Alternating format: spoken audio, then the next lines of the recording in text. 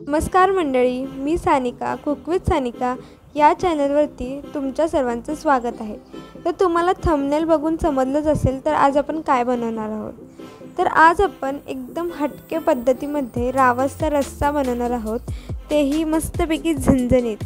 तर ही रेसिपी तुम्हाला कशी वाटते मला कमेंटमध्ये नक्की सांगा। तर मच्छी बनवायची पद्धत प्रत्येकाची वेगळीच असते, तशी ही रेसिपी सुद्धा तुम्हाला नक्की आवडेल।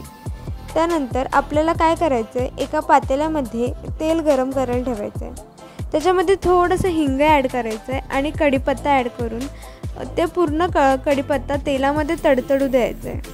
त्यानंतर जेव्हा पूर्ण कढीपत्ता तडतडेल त्याच्यानंतरच आपल्याला लसूणच्या 4-5 सोललेल्या पाकळ्या ॲड करायच्या। सोललेल्या पाकळ्या ॲड केल्यानंतर त्याही तेलामध्ये थोड्या भाजून घेऊया आणि त्याच्यानंतर आपल्याला त्याच्यामध्ये लाल तिखटवाला मसाला आणि खूप आपले वेगवेगळे प्रकारचे मसाले जसे की लाल तिखट, हळद, गरम मसाला किंवा धने जिरे पावडर हे सगळं ॲड करा। त्यानंतर हे सगळं तेलामध्ये चांगलं भाजू द्या। नंतर आपण जो वाटण बनवणार आहोत तो की कांदा, टोमॅटो, ओले खोबरे आणि लसूण ह्या 4-5 गोष्टींचा आपण एक वाटण तयार केलं होतं। हे वाटण टाकल्यानंतर जे आपण रावसचा रस्सा आहे तो एकदम मस्त आणि टेस्टी बनतो। त्यानंतर मी इथे रावस आणि थोड्याशा बांगड्यांच्या पीसेसला मॅरिनेट करून ठेवलं होतं। फक्त काही नाही, लिंबू आणि लाल तिखट, हळद एवढंच ॲड करून थोडा वेळ मॅरिनेशन करून ठेवून दिलं। त्यानंतर हे सगळं आपण जे वाटण ॲड केलं आहे त्याच्यामध्ये एक माशाचा तुकडा ॲड करून टाकायचा आहे।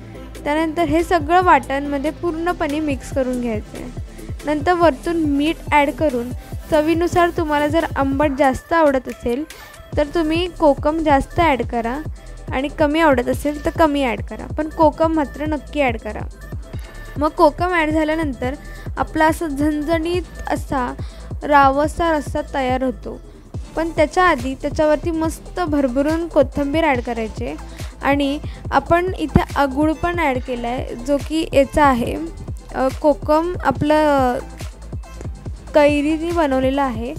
त्यानंतर त्याच्यावरती आपण झाकण मारून पूर्ण जास्तीत जास्त 5 ते 10 मिनटं शिजू द्यायचं आहे, कारण की रावस हा पटकन शिजतो आणि त्याला जास्त टाईम शिजायला लागत नाही।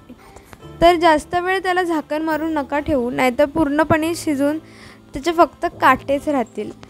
त्यानंतर आपली ही रेसिपी एक नंबर झालेली आहे। तुम्ही ही रेसिपी नक्की ट्राय करून बघा आणि मला कमेंटमध्ये नक्की सांगा। धन्यवाद।